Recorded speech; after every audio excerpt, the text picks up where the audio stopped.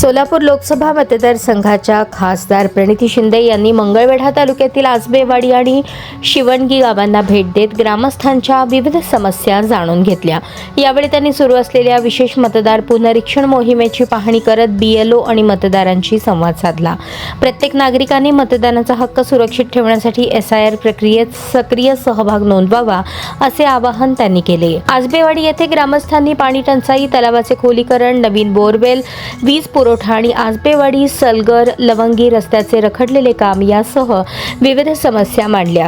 यावर खासदार प्रणिती शिंदे यांनी तलावाचे खोलीकरण सीएसआर निधीतून करण्याचा प्रयत्न केला जाईल, तसेच 3 दिवसात रस्त्याचे काम सुरू न झाल्यास आंदोलनाचा इशाराही दिला। शिवणगी येथे पाणी टंचाई, तलावाचे खोलीकरण, सिंगल फेज वीज पुरवठा आणि डीपी वाटपातील कथित भ्रष्टाचाराचा मुद्दा ग्रामस्थांनी उपस्थित केला। यावर महावितरणच्या अधिकाऱ्यांशी चर्चा करून वीज प्रश्न सोडवण्यासह तलावाचे खोलीकरण करण्यासाठी प्रयत्न केले जातील असे त्यांनी आश्वासन दिले।